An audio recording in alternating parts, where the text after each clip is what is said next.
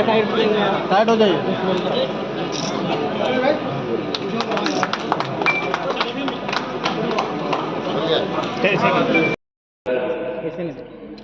जनाब डॉक्टर अब्दुल कदीर साहब, इस इंस्टीट्यूट के डायरेक्टर अब्दुल हसीब अंसारी साहब, झारखंड मुक्ति मोर्चा के जिलाध्यक्ष मुश्ताक भाई, अंजुमन इस्लामिया के सदर मुख्तार अहमद साहब, साजिद आलम साहब, प्रोफेसर राकेश किरण महतो जी, हैदर अली, रिम्स मेहताब आलम, जावेद अख्तर साहब सीओ, जुल्फिकार खान, मौलाना असद और यहाँ आए हुए तमाम मेरे भाइयों, आज बहुत खुशी का दिन है। जिस शाहीन को हम लोग सुनते थे, जिस शाहीन में पढ़ाने के लिए मैं अपना भतीजी को कर्नाटक भेजा, अभी वहीं वो पढ़ रही है, और इतवार के दिन मेरा प्रोग्राम मधुपुर में रहता है, लेकिन सिर्फ शाहीन के चलते और अब अब्दुल कदीर डॉक्टर साहब से मिलने के चलते आज मैंने अपना क्षेत्र का प्रोग्राम कैंसिल करके आप लोगों के बीच में। हैरत है कि तालीम और तरक्की में है पीछे, जिस कौम का आगाज ही एकरा से हुआ। आज का जरूरत है शाहीन। आज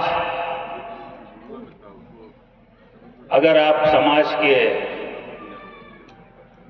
मुकाबला अगर करना चाहते हैं तो आपको तालीम हासिल करना होगा। मुझे यहाँ 4 साल मंत्री बने हुए हुआ है।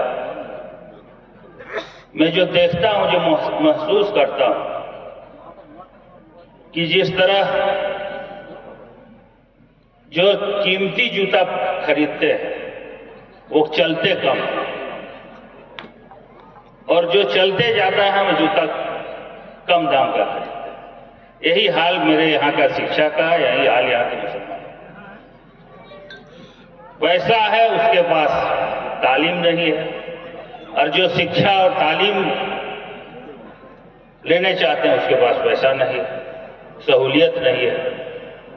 आज शाहीन यहाँ खुला तो उस बच्चों के लिए जिनकी माली हालात इतना बेहतर नहीं है कि आप उसको बाहर जाके पढ़ा सकते हैं, उसके लिए शाहीन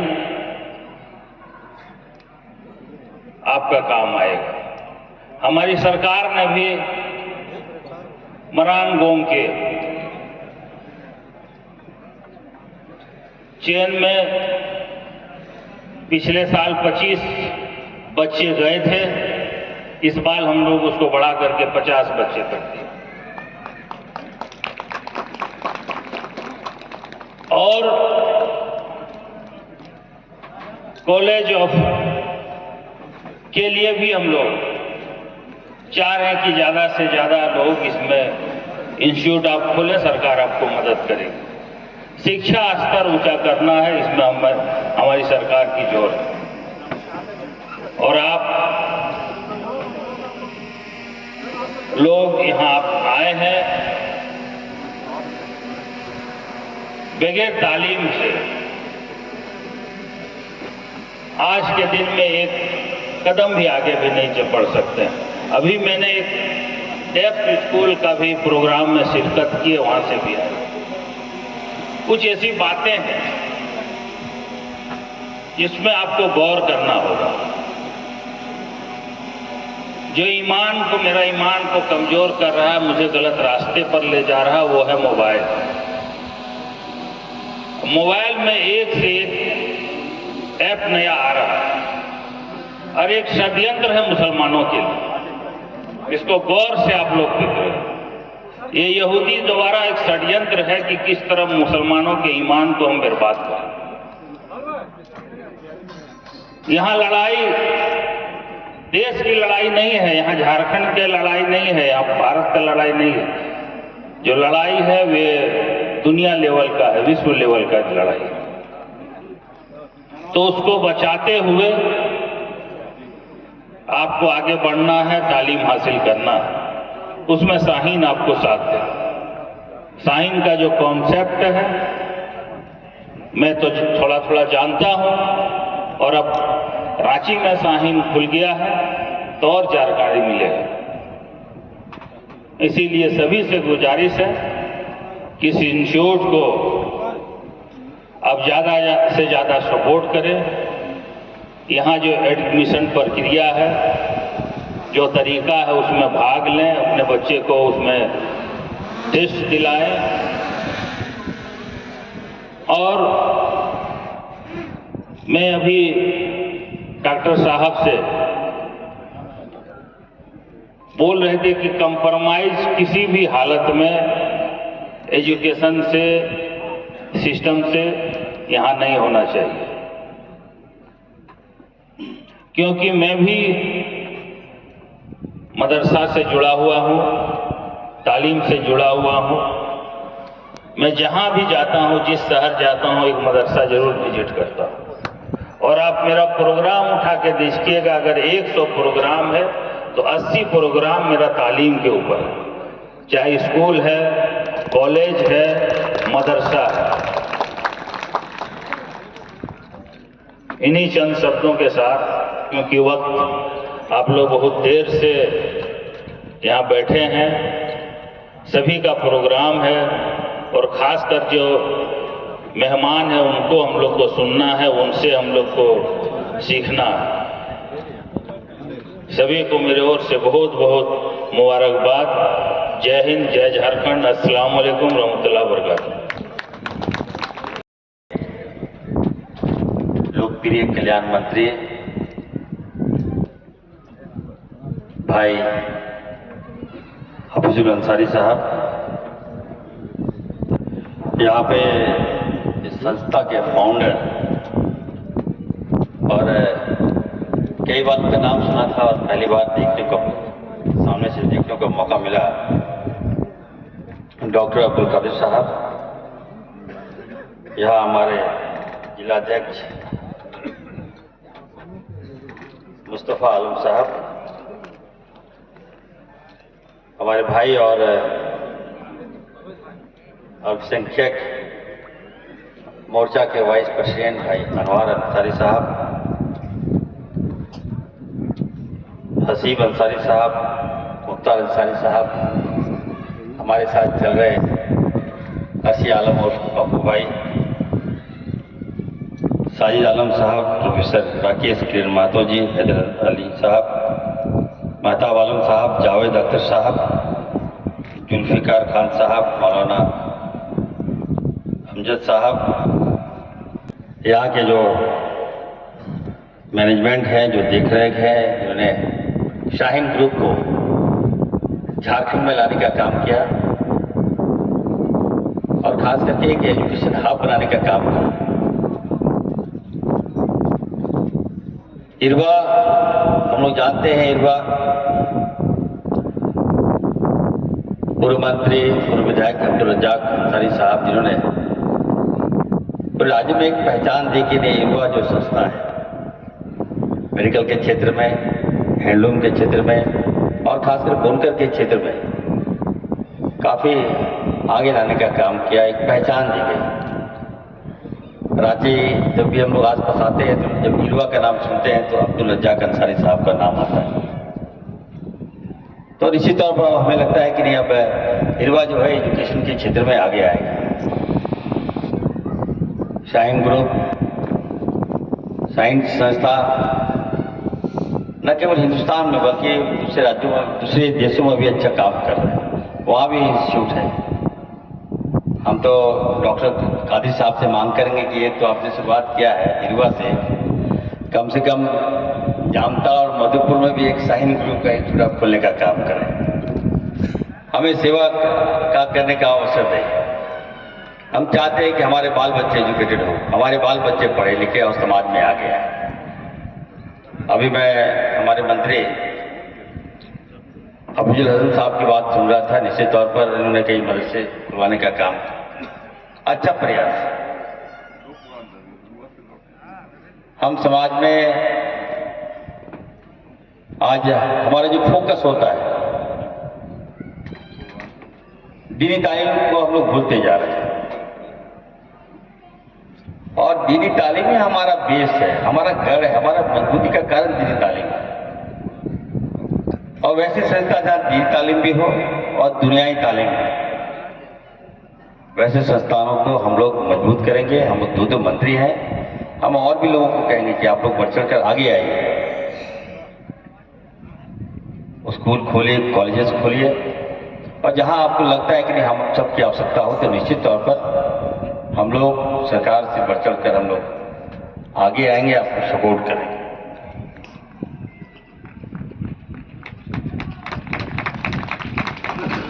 दूसरी ओर मैं कहूंगा कि राज्य हमारा है और अभी भी हम लोग जीत कर आए हैं, दोनों मंत्री बनकर आए हैं। हमें लगता है कि अब तक तो हम लोग काम शुरुआत भी नहीं किए। 14 तारीख के बाद हम लोगों का काम देखने को मिलेगा। मैं अपनी ओर से आप तमाम जनता को, यहाँ के आवाम को बहुत बहुत मुबारकबाद देता हूँ, बहुत बधाई देता हूँ कि आप लोगों की एकता ने, एकजुटता ने एक मिसाल पेश किया और हम लोगों ने एक निष्पक्ष सरकार, महागठबंधन की सरकार, जिसको आप लोगों ने चुना। और आज जिस तरह से सांप्रदायिक शक्तियों ने झारखंड का माहौल खराब करने का प्रयास किया, हमें बदनाम करने का प्रयास किया, हमारे समाज को बदनाम करने का प्रयास किया, यहां तक कि हमारे अल्पसंख्यक समाज को नीचा दिखाने का प्रयास किया। कभी हमें बांग्लादेशी कहा जाता था, कभी हमें घुसपैठिया कहा जाता था, लेकिन आपकी एकता ने, आपकी अखंडता ने, आपकी एकजुटता ने यहाँ पे हमारी सरकार को बनाया। निश्चित तौर पर मैं कहना चाहता हूँ, आज हमारे मुख्यमंत्री आदरणीय हेमंत सोरेन जी के नेतृत्व में नई सरकार का गठन हुआ है। बिना भेदभाव का हम लोग चाहते हैं कि हमारे बच्चे को हम लोग तालीम दें, एजुकेशन दें।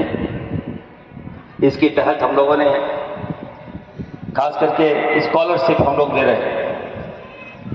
जितना स्कॉलरशिप चाहिए बिना भेदभाव का हम लोग स्कॉलरशिप देंगे। जो बच्चे और बच्चे बाहर पढ़ना चाहते हैं, जो माँ बाप एफर्ट नहीं कर रहे हैं, हमारी सरकार एफर्ट करेगी। थोड़ा समय दीजिए।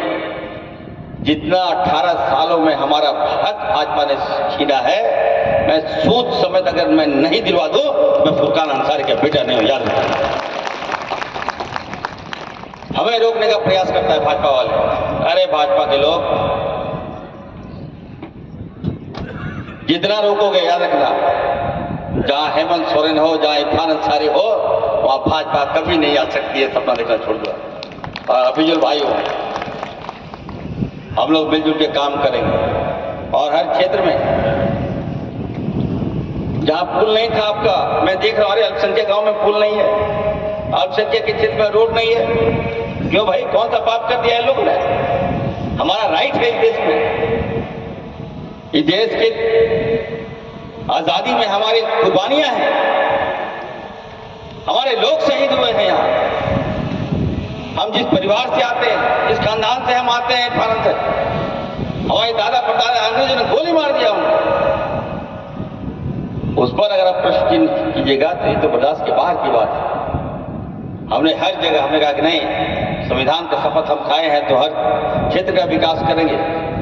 हमने आदिवासियों के क्षेत्र में चले जाइए, कोई ऐसा रोड नहीं, गांव में रोड नहीं होगा जो दिया नहीं मैंने।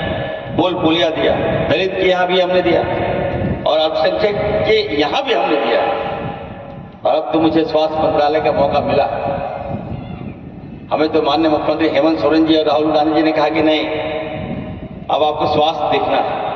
खाद्य आपूर्ति भी है हमारे पास और आपदा विभाग भी है। मेडिकल के क्षेत्र में बहुत बड़ा बदलाव हम करने जा रहे हैं, आप लोगों को देखने को मिलेगा। स्वास्थ्य की गारंटी, मैं तो पढ़ा हूं विदेश से, MBBS भी हूं, MD भी हूं। अभी हमारी बहन हमारे बारे में बता रही थी, 3 बार का विधायक हूं मैं, और सेवा का अवसर दिया है हेमंत जी ने मुझे कि एज ए स्वास्थ्य मिनिस्टर, तो निश्चित तौर पर झारखंड में स्वास्थ्य की व्यवस्था को सुधारना है, मुझे क्रिटिसाइज नहीं करना है। जो हुआ सो हुआ, लेकिन अब जो है इसको ठीक करना है। मैं विदेश में पढ़ता था तो वहां पे स्वास्थ्य के लोगों को गारंटी है, उनको चिंता नहीं होता था कि हम बीमार हैं कि क्या होगा, इलाज होगा कि नहीं होगा। वहां जो हेल्थ काउंसलाइज नहीं हुआ है वहां, लेकिन हमारे हिंदुस्तान में अब चले जाइए, अगर कोई हॉस्पिटल खोलिएगा, कोई एजुकेशन खोलिएगा, तो वो लगता है कि व्यवसायिकरण लोग कर दिया। ये मैं नहीं चलेंगे। आने वाले दिनों में आप देखिएगा 14 तारीख के बाद आपको स्वास्थ्य के क्षेत्र में बहुत बड़ा बदलाव देखने को मिलेगा। आम लोगों के लिए भी हम अच्छी स्वास्थ्य व्यवस्था करने जा रहे हैं। आज प्राइवेट सेक्टर में आप देख लीजिएगा, कभी कभी अफसोस होता है। ये अनवर साहब हैं, प्लीज डोंट माइंड अनवर साहब, हॉस्पिटल जो है एक रेट मैं फिक्स करूंगा, किसी का 12 दिन में 13 लाख बिल हो जाता है। अरे भाई कौन सा इलाज दे रहे हैं, कौन सा इलाज कर रहे हैं भैया? 4 दिन एडमिट हुआ 9 लाख बिल कहां से देगा बिल? लोग मजबूरी में आता है हॉस्पिटल की मेरा इलाज हो जाए, ट्रीटमेंट मेरा हो जाए। और इलाज क्या कराएगा? तो एडमिट करके लगता है पैसा ही पैसा दे रहा है, इधर से मांग रहा है, घर बेच रहा है, जमीन बेच रहा है। इसलिए मैं अपने आवाम को आश्वस्त करता हूं कि मैं बहुत जल्द सभी हॉस्पिटल में मैं रेट फिक्स कर दूंगा। MRI का एक ही रेट होगा, CT स्कैन का भी एक रेट होगा, जो जांच होगा उसका भी एक रेट होगा, डॉक्टर का जो इलाज है वो भी एक रेट होगा। उसके बाद मैं देखता हूं कि बिल कैसे बनाते हैं। मैं अपने लोगों को खून नहीं दूंगा फिर, याद रखिए। अनवर साहब आप साथ में हैं, ठीक है, अच्छी बात है, लेकिन थोड़ा देखिए आपके साथ भी बहुत से ग्रुप के हॉस्पिटल लोग हैं, मेडिकल में लूट मचाया हुआ है, मरने के बाद बॉडी तक नहीं देता है। अभी हल्का मचाया हुआ है, मतलब बता दिया हमने, कोई भी हॉस्पिटल याद रखिएगा मर गया तो उसका बॉडी आपको फ्री में देना। कम से कम इतना तो इंसानियत रखना होगा आपको। आपको पेमेंट लेना ले लीजिए, 1 दिन 2 दिन 3 दिन 4 दिन, अगर मालिक पैसे ना हमारा लैप्स कर गया तो कम से कम एक इंसानियत होने के नाते आपको पेशेंट को फ्री में छोड़ देना चाहिए। आप कहीं नहीं पैसा दो तब बॉडी देंगे, ये हम तो नहीं चलने देंगे। याद रखिए हम सारा व्यवस्था हम आप लोगों के लिए ही करेंगे, ठीक ठाक करेंगे, ये मैं कहना चाहता हूं। और कहीं भी कोई भी हॉस्पिटल अगर बॉडी रख रहा है तो एक फोन कीजिए, आप हमें कीजिए, अगर हम नहीं है तो हमारे भाई विजय भाई को कीजिए, हम दोनों भाई मिलकर काम करेंगे